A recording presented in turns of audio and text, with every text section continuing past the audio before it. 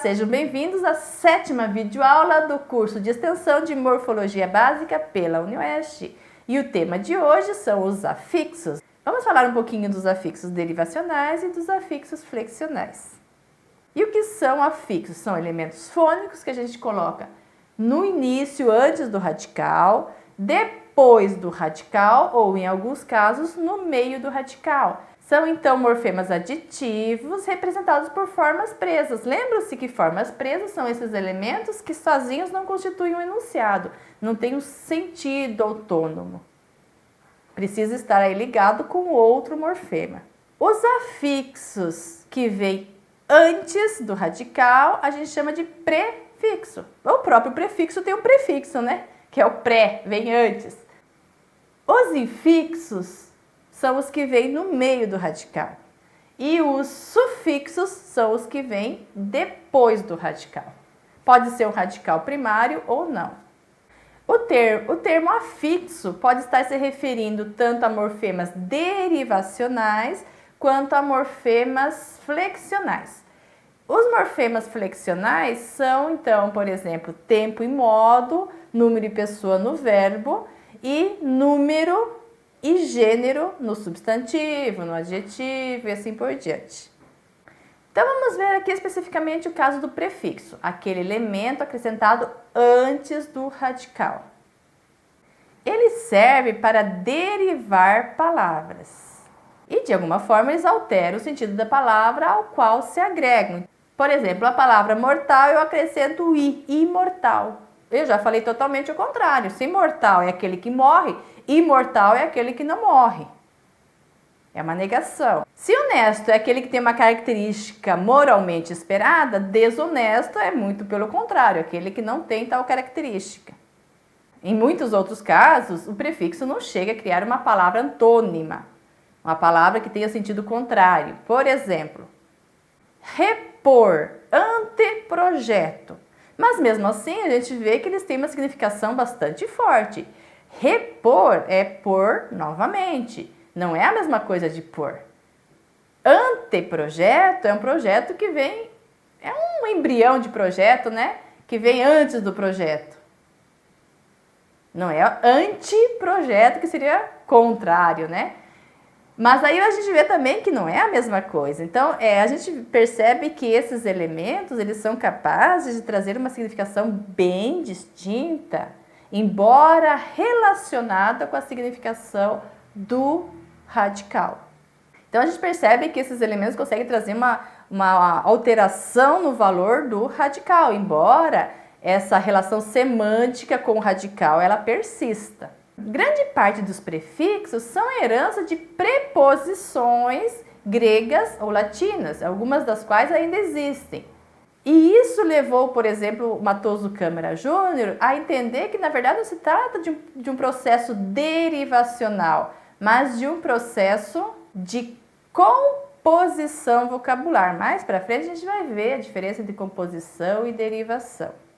Mas fazendo uma análise sincrônica de como a linguagem está estabelecida no momento, é difícil a gente tentar perceber esses elementos como preposições, porque eles já se aglutinaram, eles já estão totalmente à vontade aí na palavra como elementos prefixais.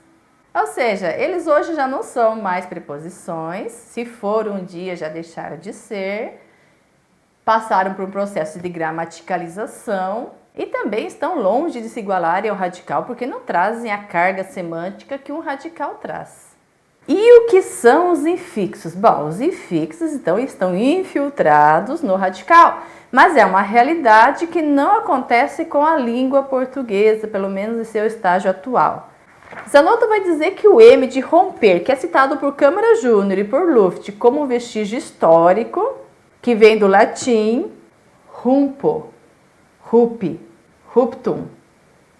Na descrição sincrônica da língua, ou seja, na fase atual da língua, não passa de um radical alomórfico, ou seja, nós temos duas formas do mesmo radical, com o mesmo significado. Outros autores entendem que consoante e vogal de ligação também são infixos. Mas a maioria, ou grande parte dos linguistas desconsideram essa perspectiva porque consoante e vogal de ligação é uma realidade fônica, uma necessidade de adaptar fonicamente a palavra, mas é um elemento que não traz o significado, esse significado recorrente que a gente vê nos morfemas.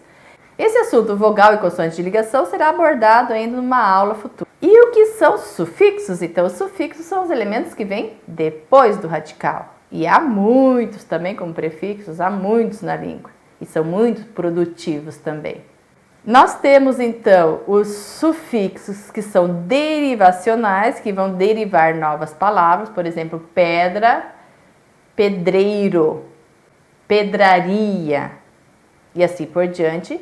E temos os sufixos flexionais, que são as desinências nominais e verbais, que a gente vai abordar numa aula futura, especificamente as desinências. O Zanotto vai dizer aqui que a função dos sufixos derivacionais é, então, acrescentar ao elemento básico, no caso aí o radical, uma ideia secundária, derivação, ou enquadrar a palavra em uma das classes gramaticais. Às vezes, as duas coisas juntas. Por exemplo, da palavra salto, da forma básica, a gente acrescenta saltitar e tar. Então, nós temos aí uma ideia assim de dar saltos, digamos, de maneira pequenininha, né? Curta. E também acrescentamos com o ar aqui a ideia de verbo, ou seja, nós mostramos a classe da palavra. De salto, que era substantivo, passou a saltitar, verbo. Mas não é só a ideia de verbo que a gente acrescentou, mas também de dar saltinhos no diminutivo. É comum também que a gente, acrescentando o sufixo, a gente não mude a classe de palavras. Por exemplo, é substantivo, continue substantivo. Vamos pensar numa música que roda muito aqui em casa, que quem tem criança conhece. Chove, mas como chove, chuva, chuvisco, chuvarada, por que que chove tanto assim? Pelo amor de Deus, professora, para de cantar, dê aula. Tá bom, vamos lá. Cocoricó, grande filósofo Cocoricó que tem essa frase aí. Vamos lá. Chuva é, digamos, a palavra primitiva. Chuvisco, chuvarada. Chuvisco vem de chuva, chuvarada vem de chuva. A primitiva e as derivadas, todas elas são substantivo. E tem palavras que a gente só consegue manter se a gente manter prefixo e sufixo. A gente chama isso de derivação parasintética. A gente ainda vai estudar isso numa aula específica, mas vamos ver só um exemplo. Pedrejar. Vamos tirar o prefixo a. Não existe a palavra na língua pedrejar. Agora vamos tirar só o sufixo. Nós também não temos uma palavra possível na língua. Então isso quer dizer que para eu manter essa palavra, eu tenho que manter os dois. Portanto, derivação parasintética. Eu vou deixar disponível lá no Facebook uma relação de prefixo e uma relação de sufixo com os seus sentidos básicos. E a tarefinha de hoje para marcar presença nessa aula é você citar pelo menos uma palavra com um prefixo ou um sufixo, ou os dois se preferir, mostrando qual é o sentido daquele prefixo, daquele sufixo que se repete em outras palavras. Por exemplo, i de imoral, quer dizer que não é moral, é negação. É diferente do amoral, que quer dizer que é falta de moral e não negação da moral. Pronto, essas duas palavras já não vale mais citar. Também não vale citar os exemplos que eu dei lá no Facebook.